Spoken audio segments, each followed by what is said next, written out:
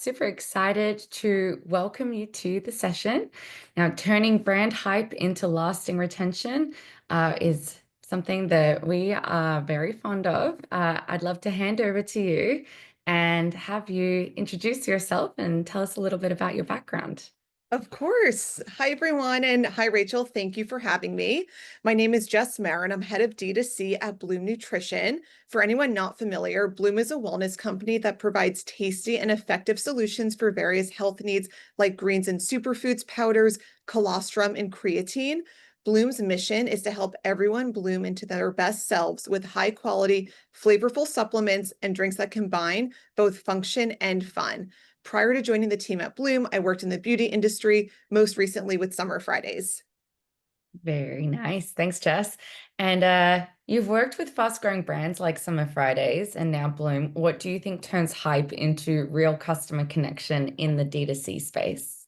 Yeah. So I think hype is what gets you in the door, but real connection comes from delivering on the promise. It's about being super dialed into what your community cares about, showing up with authenticity, and creating moments where people feel seen and part of the brand, not just spoken at or sold to. And I think something that's also really important is harnessing the power of being a founder-led brand. When customers see a founder who's genuinely passionate about the products they're bringing to market, feeling like they're part of that founder's journey, it creates a really lasting and powerful connection. It's so important, and it's really propelled your brands that you work with or have worked with previously into a whole nother level. What Definitely. signals do you look for to know that early engagement is turning into long-term loyalty? Sure. So I think for long-term loyalty, there's different signals like organic repeat purchases, positive trend lines with LTV, and other very quantitative data points and KPIs. But when you're looking at the qualitative side of things, you're looking for this unsolicited love across social, widespread UGC, and tons of community-driven content.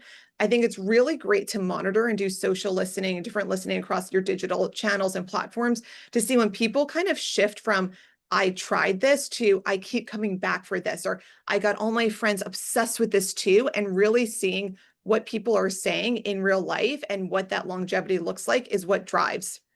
Yes. Okay. I have product placement here. The Oh, Summer Fridays lip butter balm. Adina from my team got me onto this, and you've yes. kept me going. Love it. So the customer journey often spans across various channels. How do you ensure that a seamless experience occurs regardless of where customers are shopping? Yeah, I think a lot of this really needs to be focused around consistency and synergy. So whether someone is clicking through an email, they're sending a DM on Instagram, or they're chatting with a sales associate in store, they should feel the exact same love, brand values, and level of care. And so that means very, very tight cross-channel communication, empower teams, and making sure that every touch point feels intentional, not transactional. Yeah, okay. Switching gears here, reviews and UGC are powerful tools for building brand credibility and fostering community. What are some of the most successful ways that you've integrated social proof into your marketing campaigns to drive conversions? Yeah. So I think real people drive real results, and it's really hard to beat that. I think weaving UGC into emails, into landing pages, and paid ads in a way that feels native, not forced, not spammy, not manufactured is really important. Something that's really simple but powerful is just using these customer quotes and before and afters. It instantly adds this level of trust and reminds people, hey, this actually works. And I think at Bloom, showcasing the before and afters of our founder has been really central to building trust in the community. Mari built Bloom based on her own lived experience of hitting rock bottom, both mentally and physically. So her transformation that followed is one that people feel so inspired by. It's something that resonates, and it's something that we are constantly leveraging in a way throughout our marketing to showcase this is real product, this is real results, and this is our founder's story. That authenticity makes such a difference. It's something that we as consumers can really connect to that's beyond just the super polished brand imagery and that sort of thing. I agree. Personalization is a powerful way to build deeper connections with customers. How are you creating tailored experiences throughout the journey to drive more engagement? Sure. So I think personalization is really just listening at scale. Quizzes are great because they feel like a conversation. You're gaining really valuable insights to better serve the customer. But even small touches like remembering what someone bought previously, what content they engage with, can really help tailor any sort of follow up that feels thoughtful and, again, not spammy. Yeah, there are many points within that customer journey that you can collect data to personalize the experience as well. Like you said, whether it's a quiz, whether it's a survey or in reviews, there are so many opportunities for a little bit of a two-way dialogue. Exactly. And I think a lot of that too, I think it's really easy to hone in on that when you have someone just entering their life cycle with the brand. But I think something that's not easy to neglect, but something that sometimes falls through the cracks is how you're speaking to a VIP and making sure to really isolate out someone who has a much higher LTV with your brand and speak to them in that much more friendship oriented way that's really acknowledging how much love and money they've spent with your brand over time so that they feel that love mutually. Yeah, we all want to feel special, especially if we've spent a lot of money with the brand. You're so right. Now, when thinking about driving repeat purchases and customer lifetime value, what strategies or tactics have been most successful for you? Yeah, so surprise and delight is my favorite. There's some really low lift ways to make sure that, again, these customers are feeling super special. So I think one thing that's like, it's so easy. It's nothing to a brand to do this. If you're hosting an influencer event or any sort of special private small scale opportunity, invite 5 customers who live in that area to attend. I think it's a way to really bring to life that not only, I think there's this perception that a lot of times influencer events are very exclusive, it's untouchable, especially with everything you're seeing on TikTok, that inviting your community, just a handful of certain customers that either, maybe they haven't spent the most with the brand, but they have that you kind of come up with a metric that shows really high engagement and love that they've shown. Inviting Mm. them in is just like so, so special.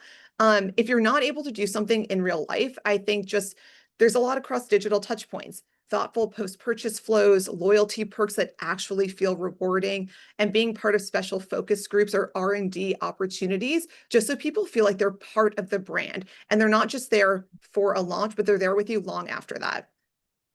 Double clicking on the metrics, what are some of the things that you would use to come up with that list of the 5 top customers in that area beyond spend?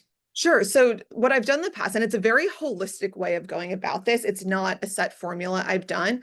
I've looked at different customers who've made, let's just call it 3 or more purchases in the last 12 months, or something that's like slightly above the benchmark that you would typically see from an average customer based on what your products are. If you have a product that's highly replenishable, 3 times and maybe your baseline, you might be looking for something that's more monthly, right?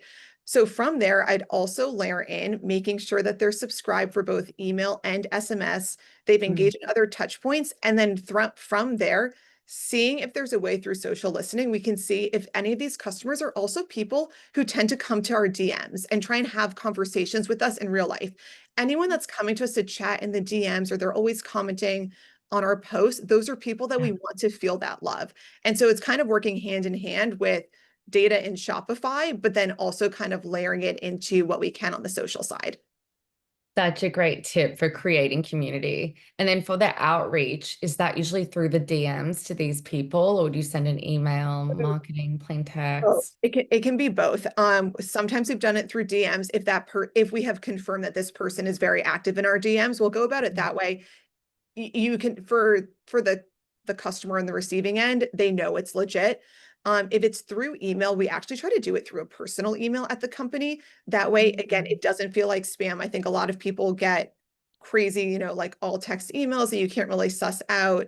Is this real? Am I being solicited? And so making sure they know that it's not some automated email that's coming from Mm. another third-party platform, but it's an actual employee at the company is important. Yeah, I love that. Such a good tip. Mhm. Now, what are some of the common mistakes that you see brands make when trying to build customer loyalty? So I think it's when brands try to make it about themselves and not really inviting in conversation. So I think, again, going back to the customer and the community that surrounds the brand is really, really important. So spotlighting your customers, create spaces and opportunities both online and offline where your community feels like they belong. And when your community feels like a co-creator and that they're part of the journey and not just a customer in the transactional, that's really where the magic can happen. Hmm. Can you tell us a bit more about how to make your community feel like a co-creator? Like, what are you asking them and what are they having kind of influence over within the business? Totally. So I think really like any vertical or industry probably has experienced this where you either have a product that's super hyped and there's so many people who are commenting on social or giving feedback in any form, whether it's online through customer care, anything like that, asking for a new iteration of it. Or maybe sometimes it's born out of actually an issue that someone realizes that they have an allergy to a certain ingredient in your product. And so from there, you're able to invite in conversation and create focus groups. And instead of just using third-party tools to do different like subscriber studies or customer research, you're actually able to have these kind of innovation conversations with a small group of real customers. And so that's one way to do it in a very small focus. I've worked in some roles where I've actually conducted one-on-one customer interviews to really break down what their pain points have been with the brand or with the products, and from there understand how we can build into the roadmap, whether it's innovation, formulation, or just the actual digital product that we're offering to make it something that's more attractive for that customer and decrease churn, increase that LTV, increase that loyalty and brand love.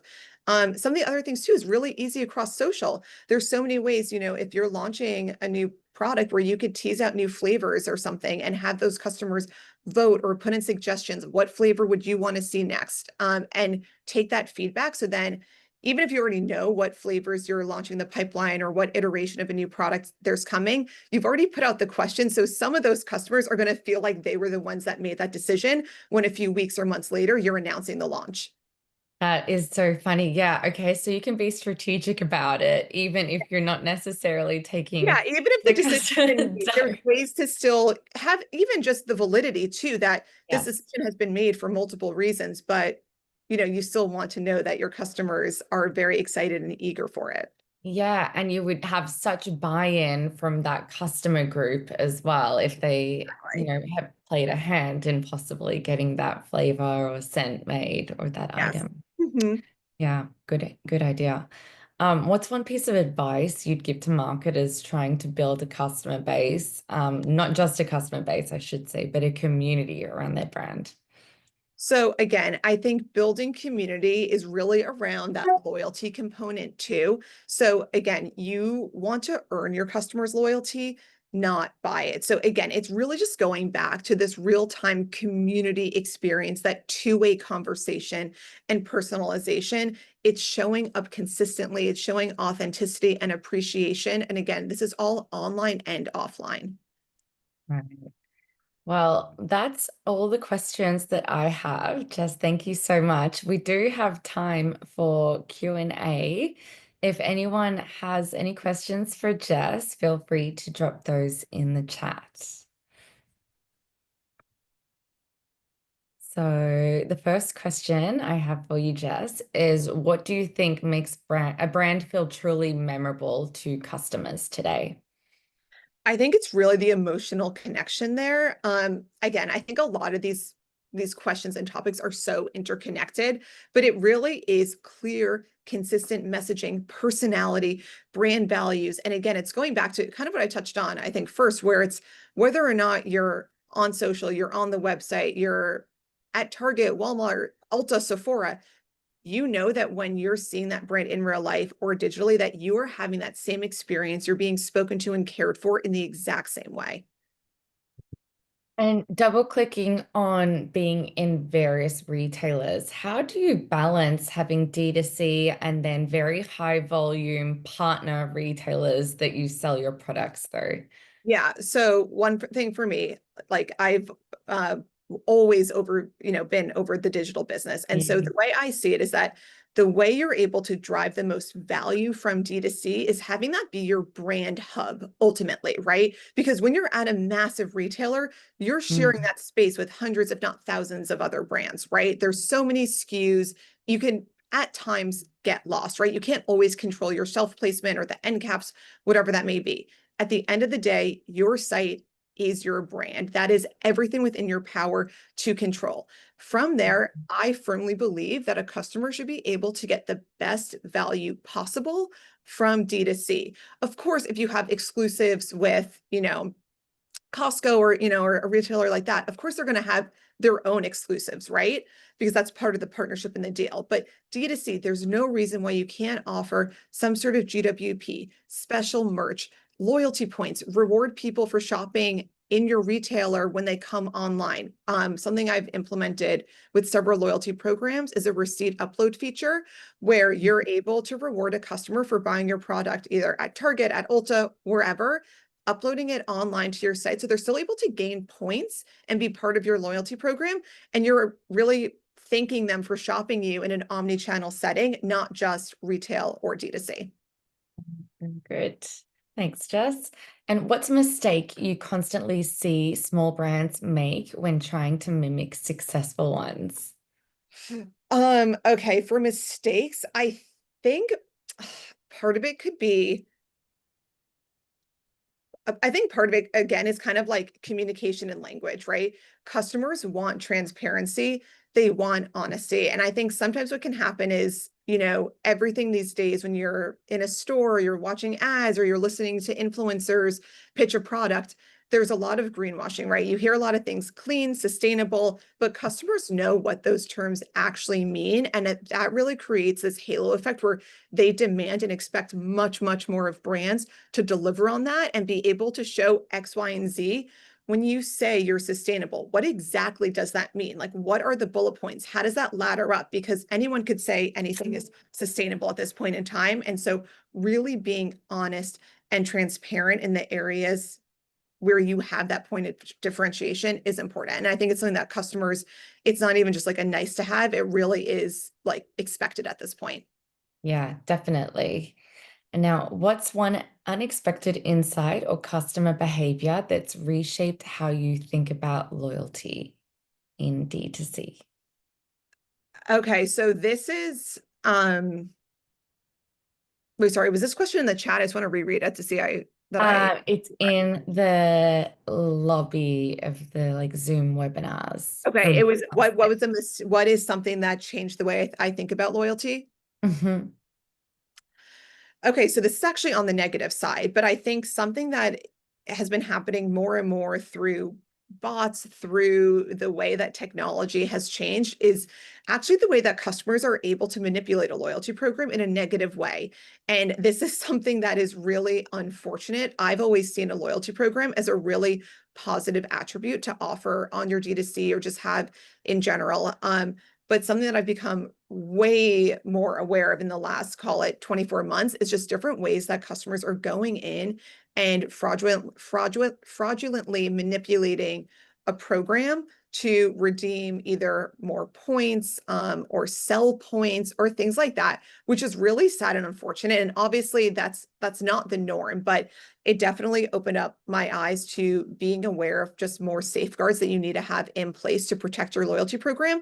But then also too, to that point, reward your customers that are playing fairly and using the program as anticipated in the best way. I also think something on the positive side that I've learned is a lot of times customers want to feel like they're also ambassadors, right?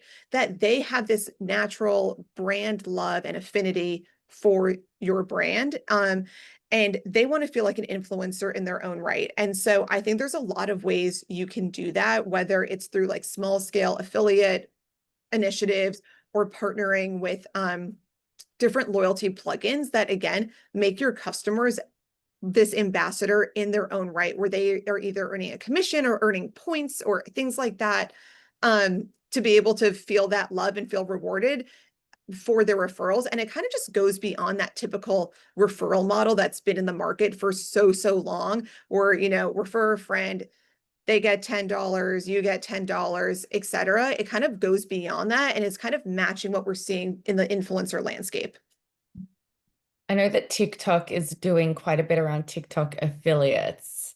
I don't know Yeah, if you've used that yet. We've got a session with TikTok later that will dive a little bit deeper into it. yeah, I know. I'm excited to hear that session and pick up some good nuggets. Yeah, me too. What's a retention tactic that surprised you the most in terms of impact at Bloom with consumables? Oh, that's a good question. Um, what has surprised me the most? So I don't I don't know that I would say this actually surprised me the most. I think it just verified any sort of hypothesis I had. But I think really, again, going back to the founder and the founder story, where really bringing that in and reminding customers of that throughout their life cycle is something that continues to drive. I also think too, in a space where, you're dealing with supplements, right? You kind of think in theory and then in reality, where if you're having a supplement, especially something that's consumable, you're expecting someone's run rate on this to be 30 days, right? In skincare too, you'd say like, someone should be using this, use this eye serum every day. You should be out of it in 60 days. We know that that's never the case, that customers go long beyond that replenishment rate that you have set forward. And so I really think what kind of surprised me is that still bringing in this founder story to our most loyal customers continues to drive because it's their natural reminder. Oh, wait, I did run out. I do need to replenish. And that still continues to work. And it's something that you wouldn't think it would because they've been part of the brand for long enough. They technically, probably should have a subscription in place, but they don't. So using that to kind of be like that moment that's like, right, I totally forgot. There's Mari seeing her face. Yes, I'm out. Time for me to restock. Yeah, that little nudge, but in more of a Exactly. sophisticated way instead of just like, hey, you need more. Yeah. Okay, question for you on the ad side. Do you still believe meta ads are the backbone of D2C scale, or are you seeing some better returns and long-term momentum by leaning into organic growth and TikTok first strategies that build community and hype? Great question. So again, I kind of see this from a holistic point of view. I don't know that I would say meta ads are still the backbone of D2C. What I will say, and I cannot take credit for this, is that Bloom really, really thrives and was kind of an OG when it came to TikTok at scale in 2020. For so many people, when they were opening up TikTok, Bloom was there and Bloom really was succeeding and leaning into TikTok in a way that I had not seen other brands do at that time. And so I really consider Bloom a leader in a TikTok first strategy in so many ways. That being said, meta ads are vital to our business, to any business. It holds a place. What really is kind of the nuanced approach now that I think everyone is dealing with is working with the efficiencies there, looking at how rates are changing, looking at how everything is panning out with the market and what fluctuations we're seeing there, and being able to adjust and be nimble, having dozens and dozens of iterations of creative, constantly testing, constantly having a dedicated team that's in there, not strictly relying on an agency to make it happen for you. Yeah, there's so much testing that needs to be done and constantly iterating. And I know creative has really become the backbone. Um, Yes. I will say when we released the Okendo TikTok syndication integration so that we could send review content from the Shopify site over to TikTok, that was adopted so quickly. Our brands were taking it up like wildfire. So that was great to see. And it's had a really meaningful impact. All right. Well, we'll wrap it up there. Jess, thank you so, so much for joining us.